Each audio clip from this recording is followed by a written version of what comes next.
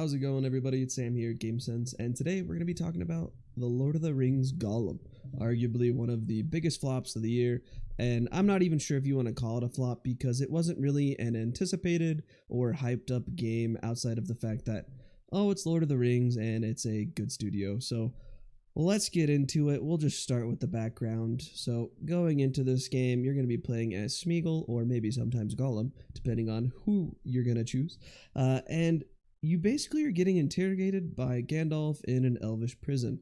And so for the first half of the game, you're going to be going through the memories of Smeagol so that Gandalf can have a better idea of what happened while he was basically living his best life, getting captured, and being a prisoner, basically. But game starts off in the Shadow Mountains where Smeagol makes his home, and you'll just follow along with Smeagol as he tries to just get some goddamn peace and quiet.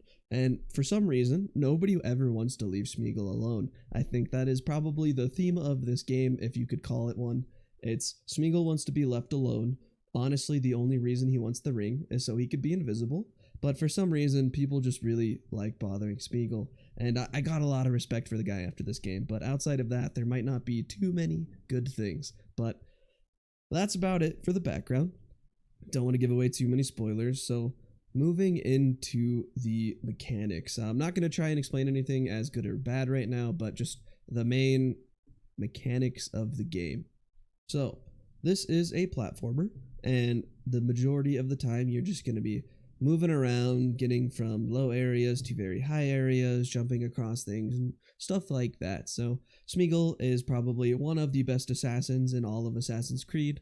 That is probably one of the best parts of this game is that if Smeagol was in the Assassin's Creed world, he would make Ezio just look like a baby. Smeagol is so good at this, and he is so small, it is absolutely wild. But beside the point, you are able to climb on walls that have things like roots. There are ledges that you'll be able to move across. You're able to jump pretty high. You can sprint up walls. You can sprint across walls. Things of that nature. There are swinging mechanisms, so you'll jump on a pole and you'll swing back and forth with your momentum to jump to another place. You got backwards jumps, and you're able to also sneak around inside shadows or bushes.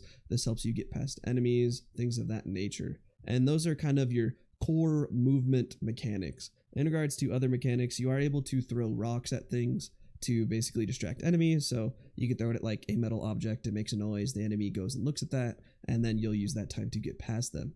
On top of that, there's also this little argument type feature, and basically throughout the story you'll be given choices and you can either answer as Smeagol or Gollum. A lot of the times these are just voice lines, and depending on who you pick, you're going to get a certain answer. Smeagol's a little bit nicer, whereas Gollum is a little bit more cynical. But there are also large decisions that you get to make, and you get to choose either Smeagol or Gollum. And depending on what you choose, you have to convince your other alter ego that this is the correct choice. And that leads you to these arguments. And you basically have to give your reasoning for why you think you should do one thing. You'll see a little bar on the bottom. It'll show the face of Smeagol or the face of Gollum. And depending on how many you get out of best of 3, best of 5, you get to win the argument, depending on how good your reasoning is. But granted, I do think that sometimes there are forced choices, so don't feel too bad if you aren't able to convince the person. You probably couldn't anyways. Outside of that, that is kind of all of your mechanics for the game. And honestly, you don't really do too much outside of that. While there is a somewhat semi-open world, I would like to call it, you're pretty much in this world and you have to play the game as they want you to play the game. There's not a lot of times where you'll be able to do something that you're probably not supposed to do. It's very cookie cutter. But I don't want to get too much into the pros or cons yet. I just want to kind of explain the generic mechanics for you. Story-wise, not really too much outside of following Smeagol around. You're not going to play as anybody else.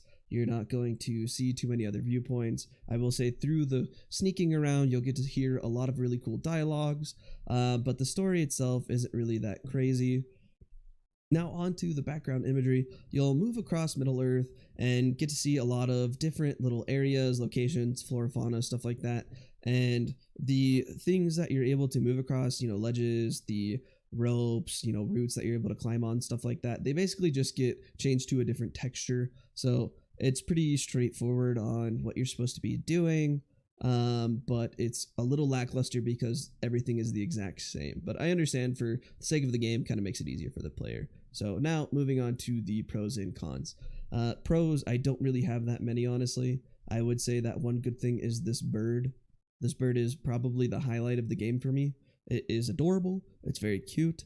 Now, the negative, though, of this bird is that my bird, for some reason, didn't even stay the same color throughout the whole game. My bird was white with blue eyes. It ended up being brownish black with yellow eyes. I don't know what was going on there. I'm not sure if that was a bug. I don't know, because it was the same bird the whole time. That I do know for a fact. You know, there was no bird swap on me. I didn't get tricked. And so I was very sad when my bird was not the same bird anymore. But he was adorable. Whoever made this bird, thank you. You made it possible to get through this whole game, honestly. The second and only other good thing I got from this game was the character growth of Schmeagle. I really enjoyed watching the character kind of grow throughout the game. And I actually wanted for him. You know, I wanted a lot of things because I felt really bad. Schmeagle just keeps getting dumped on, I have to say, throughout the whole game. And he just really wanted to be by himself and just be left alone, basically. And nobody will leave him alone. I feel so bad. This guy he wants to go home and that's all he wants to do. I'm not going to give him a pass on, you know, everything that happened, on how he got the ring. But outside of that, he just wants to be by himself. And he's never really given that time. So him throughout the game, very resilient. High five to Schmeagle. But other than that, there wasn't too much good going on. The music itself was fantastic. I think it fits very well into this world, the Lord of the Rings lore, stuff like that. Like, the music was very, very good. I do think that the music played at very, very weird times. There are some situations where things were sounding so intense, and it really wasn't at all. It was still a great time music-wise, but it was very confusing. So the music was great, just played at really random times. So I'm not sure if that was a good or a bad thing. Moving on to the cons, though, there are a lot of these. This is a lot of the main reason why I don't think anyone should buy this game. Not anytime soon, at least. But we'll start with the mechanics. So the majority of the time, you're going to be platforming. Basically, this is a platformer. You're going to be jumping from different areas.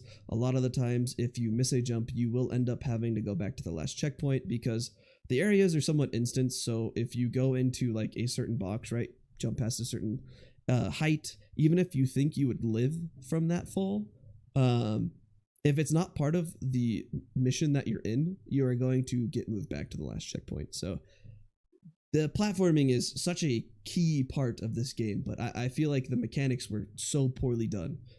There's this really weird lock-on system when you're doing all of these movements, where if you're pointed at what you're going to or moving from one obstacle to another, a lot of the times it will just lock on for you, so it's a lot easier for you to move from one obstacle to the other.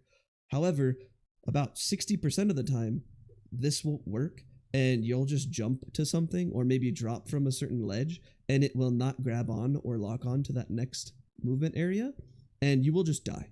And, you know, if this happened like one time every hour, I would get it. But this was happening constantly throughout every single mission. It was very, very, very frustrating. It reminded me of when I was playing Assassin's Creed and I would try and jump from one ledge to another, but it would just decide to not jump towards any of those ledges, and you'd yeet yourself off the top of a building and you'd be very sad. And that just happened so many times. So that was very frustrating for me. There's one particular mechanic that they have in the game that is a backwards facing jump. So very common in platformers, you'll be climbing up a wall or something and you'll have to jump behind you basically, but you're not able to see it. So in a lot of games, they just have you say press S to look backwards, or, you know, down on the joystick to look that opposite direction. You'll press jump and you'll jump over there, right? Easy peasy, not a problem. In this game, they implemented that, something that was honestly a good idea. It's just backwards jump as a separate button. And while you can still jump backwards, this backwards jump mechanic kind of makes it to where it actually locks on to that next thing you're jumping onto. So you don't have to really miss, basically. But as I said, lock on doesn't really work that often, so very frustrating. But with backwards jump, it generally 9 times out of 10 did work correctly. However, the backwards jump button did not actually activate a lot of times. I was in situations where you needed to do a backwards jump but it would not let you actually do that backwards jump. I have no idea why. Maybe I was in another movement or something like that, but it just did not work. And so you'd be going up a wall and you'd have to jump backwards, but since you couldn't do it with backwards jump, you'd have to do it with normal jump, and that meant that you weren't locking on to whatever that was behind you. And so 50% of the time you're just jumping straight past whatever it is you're supposed to jump onto and dying. And that is so frustrating, especially when the first day I played this for 8 hours straight, and I was so sad, so sad, because that happened so many times. I think I removed around 3 hours worth of just deaths from this game. The other thing is, it's really hard to jump over fences in this game.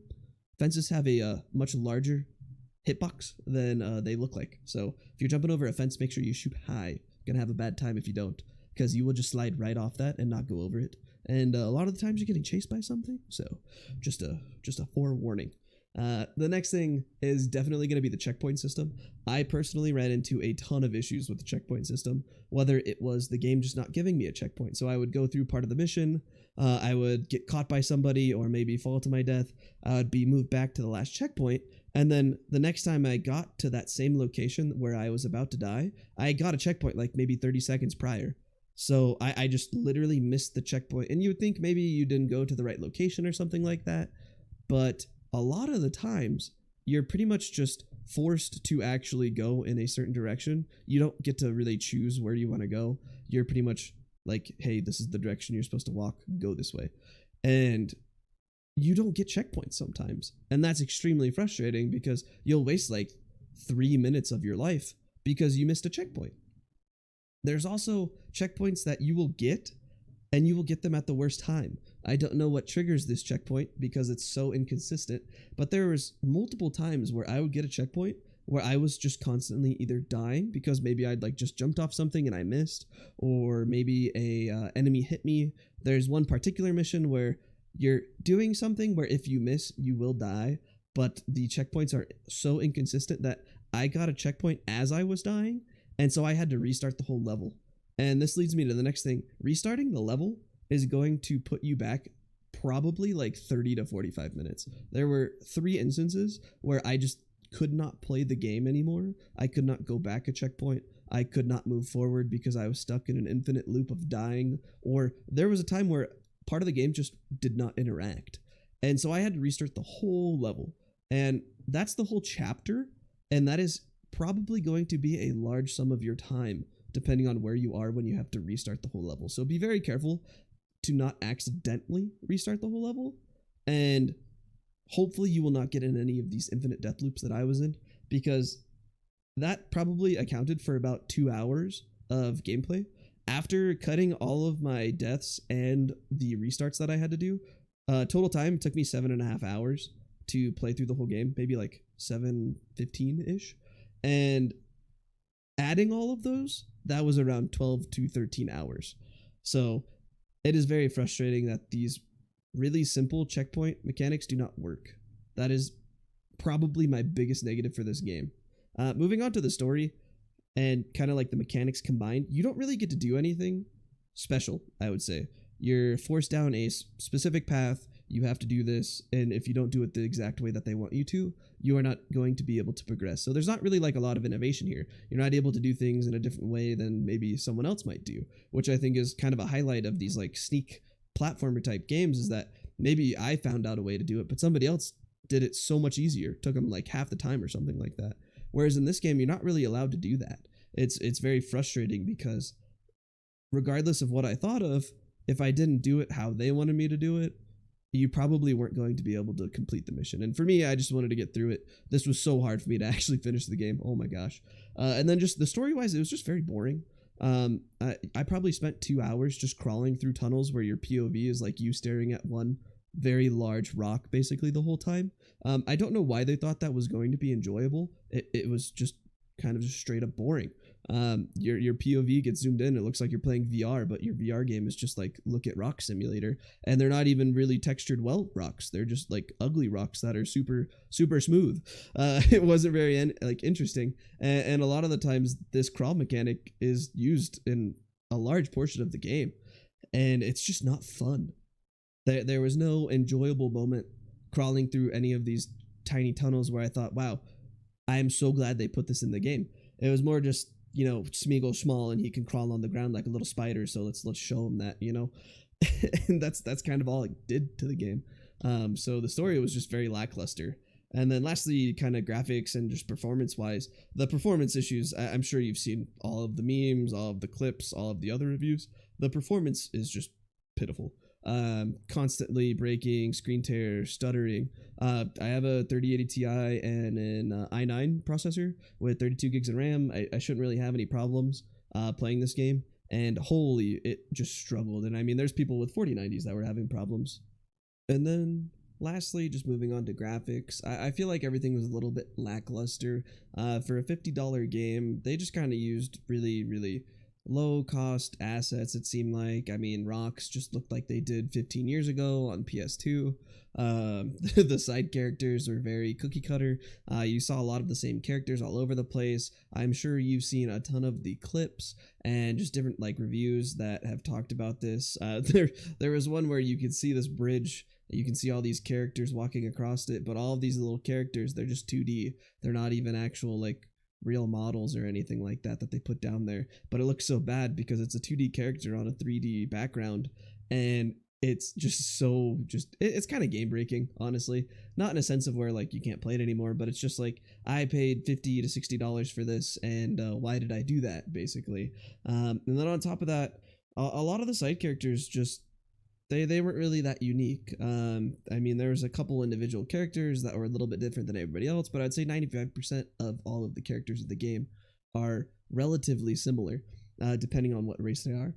So that was kind of just a disappointment for me. I did run into this guy here.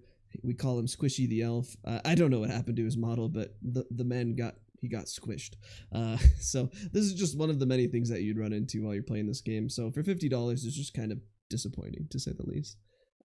That's pretty much everything, guys. I would definitely say do not buy this game. It is not worth the cost.